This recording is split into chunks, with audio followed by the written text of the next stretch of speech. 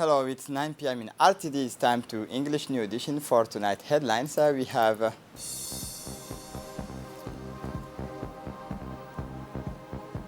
the Minister of Interior on a working visit in the region of Dakhel.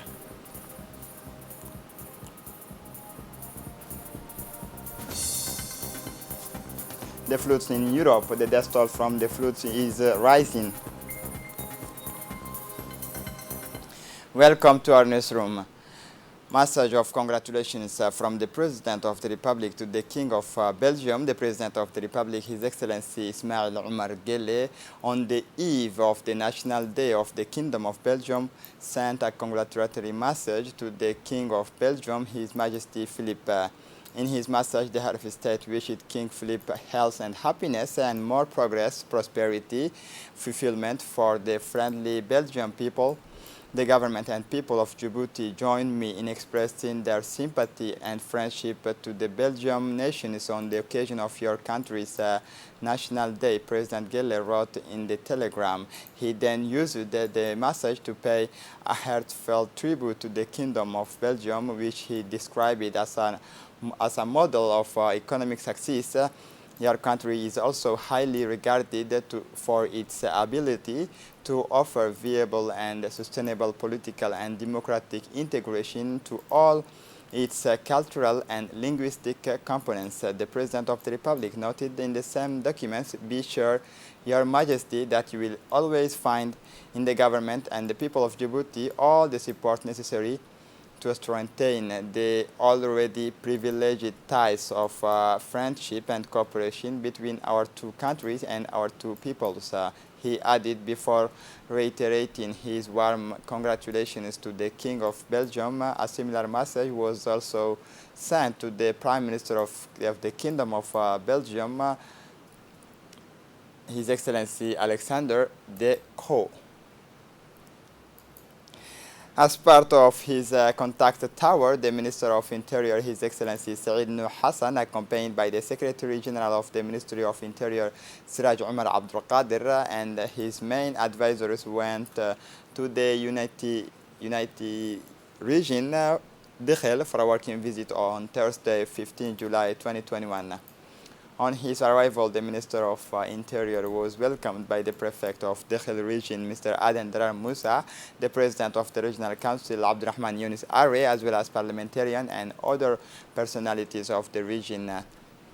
However, the Minister of Interior started his visit with a picket in his honors by the Dakhel Police Detachment under the command of Lieutenant Osman Ismail Musa. The Minister of Interior then proceeded to greet the civil and customary authorities as well as the population of the town of Unity, who gave him a warm and folkloric welcome.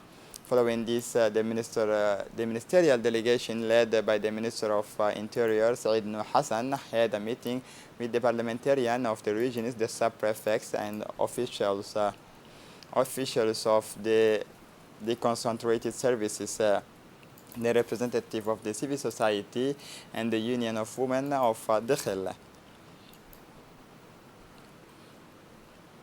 The intervention were followed by a brief presentation of the history and situations of the region by the Deputy Prefect of the Dakhel region, Mr. Idris Hussein Abbas.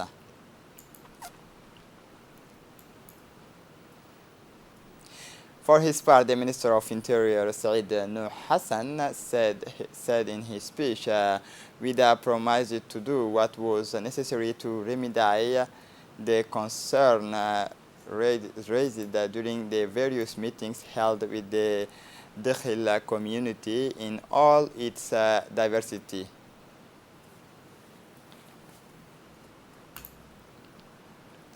Still in the framework of his working tower in Dakhel, the Minister of Interior, Said Noor Hassan, visited the Dakhel police camp, where he was welcomed by the head of the detachment, Lieutenant Osman Ismail Musa. During this visit, the Minister of Interior was briefed by the head of the detachment on the various interventions carried out by the Dakhel police during the first half of the year. After this visit, The Minister of Interior held talks with the civil and security authorities of the regions, including the Prefect Adan Darar Musa, the Sub-Prefect of the Administrative District, and the head of the various constituted bodies on issue of security and maintenance of public order.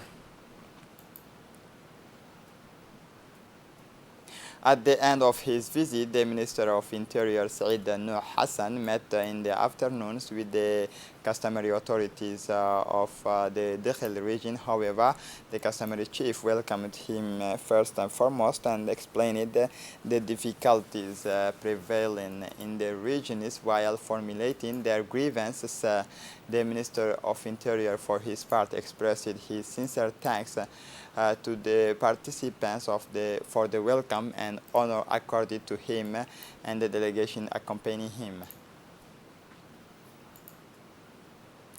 The Minister of Interior communicated that the days of Monday, Yom al-Arafah, Tuesday 20 and Wednesday 21 July 2021, Eid al-Adha, will be public holidays, non-working and paid. Taking this opportunity, the Minister of Interior sends his best wishes of happiness, prosperity and peace to the Djiboutian population as well as to the foreign communities residing in the Republic of Djibouti.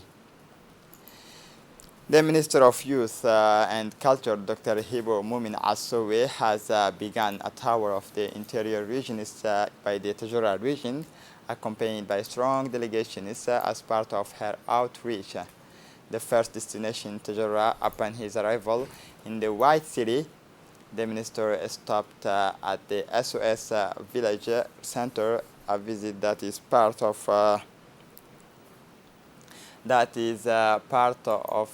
the upcoming signings of the three-party partnership agreement with the international NGO.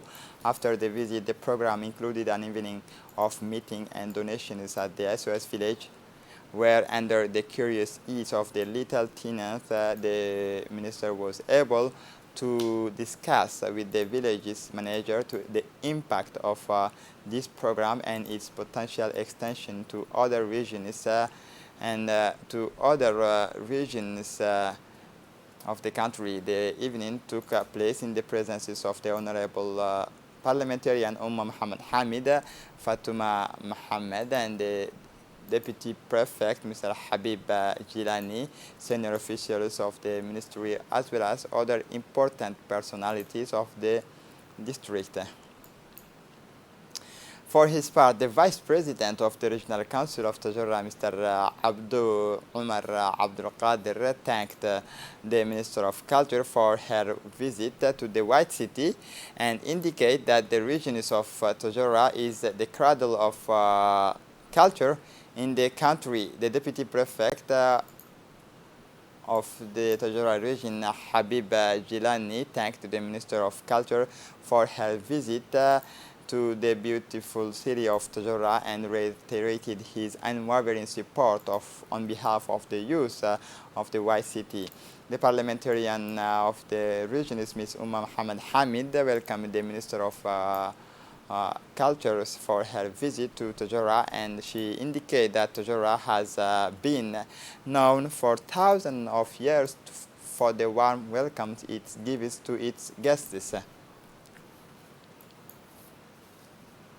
For her part, the Minister of Culture, Dr. Hibo Mumin Assowe, thanked the Tajura authorities and the population for the warm welcome given to her and her delegation. The minister was able to discuss with the village leaders the impact of this program and its potential extension to other regions of the country. As part of the cooperation and coordination between Djibouti Coast Guard and Combined Maritime Forces, Colonel Wais Omar Bogore, commander of the Djibouti Coast Guard, took part in the video conference on 14 July 2021 with the member of the Combined Maritime Force and chaired by Vice President Admiral Cooper of the U.S. Navy. The Combined Maritime Forces is an international alliance whose aim is to defend the respect of the international maritime rules and to fight against piracy, terrorism, arms, and drug trafficking in international maritime waters. This conference was an opportunity for participants to discuss issues of Maritime Security and Safety to make an annual assessment of the strategy of the CMF as well as the progress of the various operations set up in the region. Colonel Wais Omar Bogore underlined in a brief speech the crucial importance of the CMF in strengthening regional maritime security and safety, especially in the Gulf of Aden and Bab el-Mandeb Strait. The torrential rains that fell on Djibouti city in November 2019 caused considerable damage to many houses and in particular in the municipality of Bulaus in its capacity as an auxiliary to the public authorities in their humanitarian activity. The Djibouti Red Crescent Society launched an appeal to international donors to provide assistance to affected households. The Islamic Bank responded favorably by providing the necessary fundings for this rehabilitation program. For his part, the responsible of the Red Crescent of Djibouti said that disadvantaged household whose roof on latrines had been damaged, this program, which lasted from November 2020 to April 2021, has come to an end. All of these 100 families have had their homes rehabilitated and thus regained some of their human dignity. The head of the Djibouti Red Crescent expressed their thanks to all the partners who contributed to the realizations of this project. We regret to inform you that the death of the late Muhammad Abdallah Darwish passed away yesterday at 3:30 EM in Djibouti, born in 1953. The deceased was a well-known personality in his entourage and activist for the independence of the country. He leaves behind him 9 children, 4 boys and 5 girls. We send our sincere condolences to the family, relatives, and friends of the deceased. May his soul rest in peace, and may Allah, the most merciful, accept him in his infinite mercy. Inna lillahi wa inna ilayhi raji'un. For the international scene, the floods in Europe, death toll rises. The death toll from the devastating floods in Germany has risen to 156, police said on Sunday, bringing the total numbers of deaths in Western Europe to at least 183. In neighboring Belgium, where a national day of mourning is being declared on Tuesday, 27 people have died so far. In Austria, firefighters are on alert in the Salzburg and the Tyrol regions, while the old towns of Helen is underwater. Further east, on the border between Germany and the Czech Republic, rivers also rose in the Germany regions of Savory and Saxony on Saturday evenings, causing damage. It is in this still tense context that Chancellor Angela Merkel has planned to meet the inhabitants of Schuld in Rhineland-Palatinate, located in the west of the country. A village described as a martyr. Almost everything there was destroyed by the midweek floods. This is it for the news. Thanks for watching us. Have a good evening.